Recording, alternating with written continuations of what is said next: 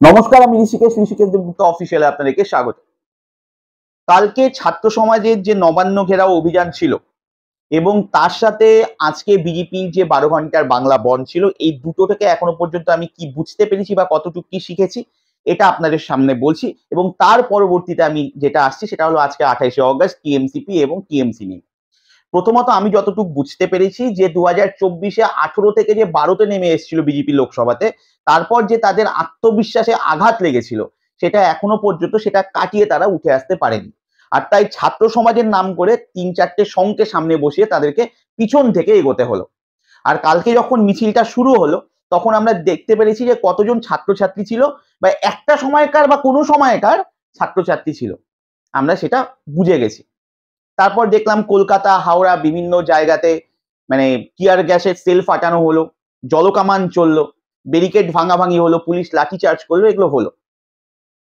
এবং একটা সময় পর্যন্ত তাও আরজি করের নামটা কম বেশি কানে আসছিল, জাস্টিস ফর আরজি কর। কিন্তু তারপর থেকে ওটা অনেক বেশি পরিমাণে কানে আসতে লাগলো এবং আরজি করটা একদম ভিতরের দিকে চলে গেল, কোনো আওয়াজ আর পাওয়া গেল না। তখন খালি একটাই স্লোগান শোনা যাচ্ছিল, সেটা হলো কি দফা এক দাবি এক মুখ্যমন্ত্রীর পদত্যাগ, এটা শোনা যাচ্ছিল। তারপর থেকে বেলা গড়াতেই যখন 2-2:30 বাজলো তখন দফা এক দাবি এক এটা হালকা হালকা শোনা যাচ্ছে, তার থেকে বেশি শোনা যাচ্ছে জয় শ্রীরাম আর ভারত মাতা কি জয়। তারপর যখন আস্তে আস্তে আন্দোলনের অভিমুখটা লালবাজারের দিকে চলে গেল, সুকান্ত মজুমদার লালবাজারের দিকে চলে গেলেন, লালবাজার ঘেরাও করতে গেলেন, তার কারণ সেই সময় বিজেপির যে কর্মীদেরকে আটক করা হয়েছিল ওই নবান্ন অভিযানের সময় তাদেরকে ছাড়ার দাবিতে, তখন দেখা গেল পুরোপুরি ভারতের জাতীয় পতাকার সাথে বিজেপি ফ্ল্যাগ উঠছে। তারপর আমরা কি দেখলাম, তারপর ওখান থেকেই ঘোষণা হয়ে গেল যে যেহেতু বিজেপি কর্মীদের উপর পুলিশ আক্রমণ করেছে তাই আজকে বাংলা বন্ধ। তার মানে আরজি কর ওই প্রথম দিকে যে হাওড়া কলকাতার দিকে একটু একটু আওয়াজ শোনা গিয়েছিল, তার পরবর্তীতে সেটা শোনা যায়নি ঠিকঠাক। আরজি কর পিছনের সারিতে চলে গেছে, রাজনীতি মুখ্য হয়ে গেছে, বিচার গৌণ হয়ে গেছে, বোঝা গেল। কিন্তু আমার প্রশ্ন যেটা সেটা হচ্ছে এই আন্দোলনটা তো বিরোধী হিসাবে বিজেপি এমনিই করতে পারতো এবং এটা স্বাভাবিক, তাহলে কেন করলো না? কেন ছাত্র সমাজের নাম নিয়ে তাদেরকে প্রথমে আসতে হলো, তারপর সেই মুখোশটাকে সরিয়ে নিতে হলো? তার মানে কি এরকম করে ভাবা হয়েছিল যে কোনো কারণে যদি একটা দুটা লাশ পড়ে যায় তাহলে যদি সেটা বিজেপি কর্মী হয় তাহলে বিজেপি সামনে আসবে আর ওই লাশটা নিয়ে বিজেপি আবার রাজনীতি করবে। আর না হলে আত্মবিশ্বাসের অভাব ছিল যে কতটা লোক হবে জানি না, যদি লোক খারাপ হয় তাহলে আমরা পিছন থেকে সমর্থন করেছি, ওটা ছাত্র সমাজের মিছিল ছিল। আর লোক ভালো হলে পরবর্তীতে বা তাদের মনোপুত লোক হলে যে ঠিকঠাক আছে সংখ্যাটা, তাহলে পরবর্তীতে বিজেপি দিকে ব্যাপারটা মোড় ঘুরিয়ে দেওয়া যাবে। পরবর্তীতে তাই হয়েওছে। একটি রাজনৈতিক দল, এটা তো বেসিক্যালি মানে রাজনৈতিক দেউলিয়াপনাও বলা হয় না, একটি রাজনৈতিক দল যে এই মুহূর্তে পশ্চিমবঙ্গের মূল বিরোধী দল, তারা আন্দোলন করবে এবং আন্দোলন করার জন্য তারা কাউকে সামনে রাখছে। যেই অন্যায় হয়েছে, যেই নারকীয় ঘটনা ঘটেছে তার বিচারের জন্য একটা দল আন্দোলন করতেই পারে, তার জন্য সামনে অন্য কাউকে রাখার কি দরকার ছিল? হ্যাঁ, এবার এরকম মনে হতে পারে যে আমাদের বিবেক জাগ্রত হয়েছে, আমরা লাশের রাজনীতি করব না, তাই ছাত্র সমাজকে সামনে রাখা হয়েছে। কারণ এটা তো বেসিক্যালি আস্তে আস্তে রাজনীতির দিকে টার্ন নিয়ে নিয়েছে না, যেটা বললাম যে বিচার গৌণ হয়ে গেছে, রাজনীতি মুখ্য হয়ে গেছে। তার কারণ বিজেপি ভেবেছে যে এটা লক্ষ্মীর ভান্ডারের বিরুদ্ধে, যেহেতু এতগুলো মহিলা বা বলতে পারেন একটা মহিলা সমাজ বা জাতি বা সম্প্রদায় 14ই অগাস্ট স্বাধীনতার মধ্যরাতে রাস্তায় নেমেছিল, তখন মনে হচ্ছিল এরাই লক্ষ্মীর ভান্ডার পায়। তো এরা যখন রাস্তায় নেমেছে তার মানে ওটার থেকে এখন এটার মূল্য বেশি, তাই আমাদের একটা সুযোগ আছে এই মহিলা ভোটটাকে মমতা ব্যানার্জি থেকে কেড়ে নেওয়ার। তারপরে আস্তে আস্তে রাজনীতিকরণ শুরু হলো। তার কারণ প্রথম দিকে আপনারা দেখবেন যদি লক্ষ্য করেন, প্রথম দিকে যে আন্দোলনগুলো হচ্ছিল সেটা নাগরিক সমাজের ছিল এবং তার পরবর্তীতে যদি আন্দোলনে কেউ এগিয়ে থাকে তাহলে বামপন্থী সংগঠনগুলো আন্দোলনে এগিয়েছিল। তখনও পর্যন্ত বিজেপির তুতু মেমে চলছে, কারা নামবে, কারা উঠবে, কারা ফিল্ডে থাকবে।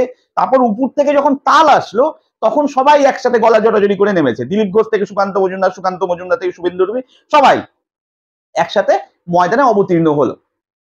এবার তারপর গিয়ে দেখা যাচ্ছে মানুষ এদেরকে ঠিকঠাক নিচ্ছে না, তার কারণ বামপন্থীদেরকে বা সেই চিন্তা ভাবনাকে যেভাবে এখনো পশ্চিমবঙ্গের মানুষ সম্মান করে, বিজেপির সেই ব্যাপারটাকে এখনো পর্যন্ত ধাতস্থ হতে পারেনি, আর এর জন্য দিন দিন অবনতি হচ্ছে। তার সাথে এদের পিঠে তো একটা জল জ্যান্ত মানে সিলগুলো রয়েছে, সেটা আপনি বিলকিস বানু বলুন, তাদের ধর্ষককে বরণ করে নেওয়া বলুন, কাঠুয়াতে একটি মেয়েকে ধর্ষণ করা এবং ধর্ষকের সমর্থনে মিছিল বলুন, তারপর উন্নাও বলুন, আপনি হাথরাস বলুন, বিজেপির বিধায়কের জড়িয়ে থাকা বলুন, ব্রিজভূষণ সিং বলুন, ইন্ডিয়ান রেসলার, মহিলা রেসলারদের কথা বলুন, এই যে বিষয়গুলো, এগুলো তাদের মধ্যে এখনো পিঠে জল জল করছে। তো সেক্ষেত্রে আমার মনে হয় ওই জায়গাগুলো এখনো মানুষের স্মৃতিতে রয়েছে বলে ঠিকঠাক তারা এগোতে পারছিল না। কিন্তু মাঠে তো নামতে হবে, ফায়দা তো তুলতে হবে, এর জন্যই ছাত্র সমাজকে এগিয়ে আনা হয়েছে। এবার তারপরে আপনাদের কাছে প্রথম প্রশ্ন আগের দিনও করেছিলাম, আজকে ইউজিসি নেটের পরীক্ষা যেদিন থাকে ওদিন কোন ছাত্ররা ছাত্রদের হিতে এটা করতে পারে, এক। দ্বিতীয় কথা সেটাও হচ্ছে তার আগে রবিবার ছিল, সোমবার জন্মাষ্টমী ছিল, মঙ্গলবার দিন আপনারা ওরকম করলেন, তারপর আজকে আবার 12 ঘন্টার বাংলা বন্ধ ডাকলেন। মানে 4টা দিন, সপ্তাহের 4টা দিন বেসিক্যালি স্তব্ধ হয়ে গেল, মানুষ কাজ করতে পারলো না ঠিকঠাক। কেন করলেন এটা? বাংলাকে অশান্ত করতে গেলেন, অস্থির করতে গেলেন। এমনি তো মানুষ ক্ষেপে আছে তৃণমূলের উপরে, এক্সট্রা ভাবে এগুলো করার কোনো দরকার ছিল না, তারপরেও করতে গেলেন। এবার যদি আপনাদের মনে হয় যে আপনারা প্রথম দিকে নামছিলেন না, বা এখন নামলেও ছাত্র সমাজকে এগিয়ে রাখেন, বা এরকম একটা নাম সামনে দাঁড় করিয়ে দিলেন, তার কারণ আপনাদের মনে হয়েছে যে মানুষ যদি বলে আপনাদেরকে যে আপনারা লাশের রাজনীতি করছেন।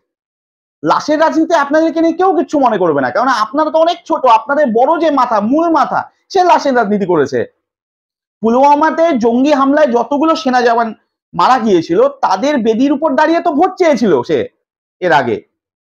তো এটা বিজেপির কাছে নতুন না, তাই আপনারা এটা নিয়ে লজ্জা না পেলেও চলতো। আপনারা অযথা এটা নিয়ে লজ্জা পেয়েছেন, নরেন্দ্র মোদী নিজেই তো চেয়েছে ভোটের সময় তাদের শহীদ বেদির উপর দাঁড়িয়ে। তো এটা তো সবে মাত্র একটি লাশ, আর ওখানে অনেকগুলো ছিল। তাই আপনারা আপনাদের আন্দোলনটা করতেই পারতেন, কেন করলেন না আপনারাই জানেন। তবে আপনারা যে রাজনৈতিকভাবে এখনো দেউলিয়া পশ্চিমবঙ্গে, এটা প্রমাণ হয়ে গেছে আপনাদের মুভমেন্ট গুলোতে। এবার আসি তৃণমূলের কথা।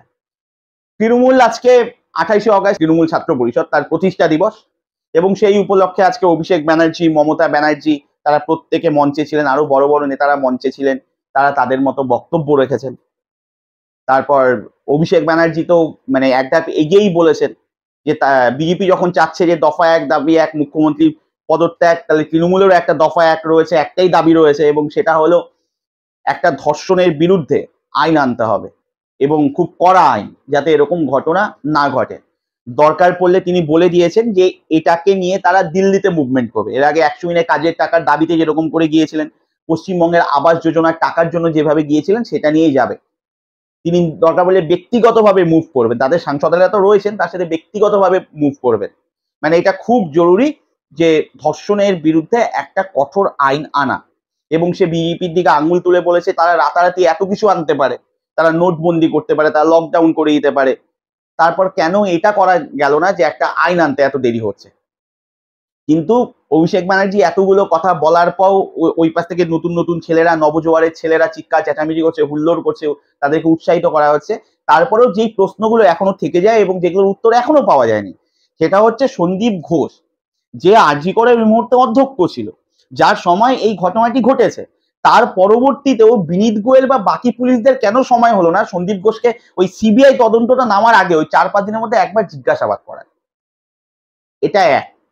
দ্বিতীয় কথা, এটা একবারও জানা হলো না, বা উনি বললেন না মঞ্চ থেকে, কোন ভালোবাসার জন্য বা কোন ভিতরের এত গভীরের সম্পর্কের জন্য সন্দীপ ঘোষ, যার বিরুদ্ধে মূল ক্ষোভ ছিল মানুষের বা ছাত্রছাত্রীদের, তাকে তার পদত্যাগটা তো গ্রহণ করা হলোই না, এবং তাকে ন্যাশনাল মেডিকেল কলেজের অধ্যক্ষ রূপে বসিয়ে দেওয়া হলো বা নিযুক্ত করা হলো। এটার উত্তর পাওয়া যায়নি। তার সাথে আরো একটি বিষয়ের উত্তর পাওয়া যায়নি, সেটা হচ্ছে এটা কোন আহাম্মক বা মূর্খের কাজ ছিল, বা তারা কি এখনো পশ্চিমবঙ্গবাসীকে মূর্খ ভাবেন যে যেখানে ঘটনাটি ঘটলো তার আশেপাশে তারা রিনোভেশনের বা সংস্কারের কাজ শুরু করে দিলেন। এই উত্তরগুলো উনি দেননি। উনি ধর্ষকদের বিরুদ্ধে, ধর্ষণের বিরুদ্ধে কঠোর আইন আনবে, ধর্ষকদের যাতে সাজা হয়, সব ভালো কথা, কিন্তু এই মুহূর্তে যে ঘটনা ঘটেছে সেটার সঠিক বিচারটা কেন এখনো পর্যন্ত হলো না, বা ওই কয়েকদিনে এই প্রশ্নগুলো যে উত্থাপিত হয়েছিল এবং এখনো পর্যন্ত অভিষেক ব্যানার্জি, মমতা ব্যানার্জি কেউ দেয়নি। এবার যদি আমি বলি রাজনীতিকরণ নিয়ে, এই এই টোটাল বিষয়টা যে আরজি কর রয়েছে, এটা রাজনীতিকরণ মমতা ব্যানার্জি প্রথম শুরু করেছিলেন, বা অন্যরা যদি শুরুও করে মমতা ব্যানার্জি প্রথম সেটার মধ্যে সিল দেন। আর সেটা কিভাবে, সেটাই এই সন্দীপ ঘোষকে আবার পুনর্নিয়োগ যখন করেছিলেন বা নবনিযুক্ত করেছিলেন ন্যাশনাল মেডিকেল কলেজের অধ্যক্ষ হিসেবে, যার বিরুদ্ধে মূল অভিযোগ ছিল, তাকে যখন করা হয়, তার মানে এটা একটা অন্তত পরোক্ষভাবে প্রমাণিত হয় কোথাও না কোথাও গিয়ে তো সে আমার কাছের লোক। তার মানে আমি অতগুলো যে ছাত্র রয়েছে বা যে ঘটনাটি ঘটেছে তার থেকেও বেশি আমার কাছে গুরুত্বপূর্ণ ওই লোকটি, এটা প্রমাণ হয়ে যায় এবং এটা রাজনীতিকরণ স্পষ্ট করে। তাই প্রথম সিলমোহরটা তিনি দিয়েছেন। তারপর মমতা ব্যানার্জি নিজে পথে নেমেছেন, সেটা রাজনীতিকরণের দ্বিতীয় ধাপ। তারপর তো আস্তে আস্তে সবাই নেমেছে, এখন তো বিজেপিও নামছে এবং তারা তো বেসিক্যালি এটাকে নিয়ে এমন জায়গায় মোড়টাকে ঘুরিয়ে নিচ্ছে, তাদের কোনো মতে একটা খালি লাশ চাই আর একটা বডি চাই, আর এবং সেটা যদি বিজেপি কর্মীর বডি হয় তাহলে তো আরো সোনায় সোহাগ, তাহলে বাকিটা তারা বুঝে নেবেন। পরিস্থিতি এই জায়গায় রয়েছে। তবে সব কথার শেষ কথা, এই পর্বটি শেষ করার আগে প্রথম দিন যারা বিচার চেয়েছিল, প্রথম দিন যারা তাদের সহকর্মীকে, তাদের সহপাঠীকে হারানোর জন্য কেঁদে উঠেছিল, আঁতকে উঠেছিল, তাদের আন্দোলন আজও অব্যাহত। অর্থাৎ ওয়েস্ট বেঙ্গল জুনিয়র ডাক্তার্স যে ফোরাম রয়েছে, তাদের আন্দোলন আজও অব্যাহত। এবং তারা স্পষ্ট করে বলে দিয়েছে তারা মুখ্যমন্ত্রী পদত্যাগ এসব কিছু নেই, তাদের মূল বিষয় হচ্ছে মেয়েটির বিচার চাই এবং দ্বিতীয়ত যেসব চিকিৎসকরা রয়েছে তাদের যাতে নিরাপত্তা জনিত কোনো সমস্যা না দেখা যায় ভবিষ্যতে, তাদের নিরাপত্তা সুনিশ্চিত করতে হবে।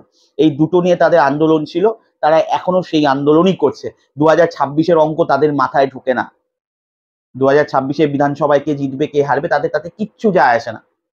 তারা শান্তিমতো মানুষকে, রুগীকে পরিষেবা দিতে চায় এবং কারো দিদি, কারো বোন ওখানকার যারা ইন্টার্নাল রয়েছে তার বিচারটা চায় তারা। এবং তাই তারা স্পষ্ট করে দিয়েছে যে যারা রাজনৈতিকভাবে আন্দোলন করছে তাদের সাথে তাদের কোনো যোগাযোগ নেই। এবং আজকেও তারা শ্যামবাজার থেকে ধর্মতলা পর্যন্ত হেঁটে যাবে কেবলমাত্র ওই মেয়েটির বিচারের জন্য, তাদের নিরাপত্তা সুনিশ্চিত করতে। এই একটা জায়গায় বা একটা মাত্র সংগঠন বলতে পারেন, তার সহকর্মী, তাদের সহপাঠী, তাদের জন্য তাদের আর্তনাদ রয়েছে, তাদের কষ্ট রয়েছে, তাদের সহানুভূতি রয়েছে, তাই তারা তাদের পাশে রয়েছে ওই মেয়েটির। বাকি প্রত্যেকে এখন যেটা করছে, কেউ রাজনীতি করে বাঁচার চেষ্টা করছে, কেউ রাজনীতি করে জায়গা ছিনিয়ে নেওয়ার চেষ্টা করছে। মেয়েটার বিচার কিন্তু আস্তে আস্তে পিছনের সারিতে চলে যাচ্ছে এবং মেয়েটির আত্মা এখনো নিভৃতে নীরবে কোথাও বসে বসে কাঁদছে। আপনাদের কি মতামত, আপনাদের কি বক্তব্য অবশ্যই জানাবেন। নমস্কার, ভালো থাকবেন।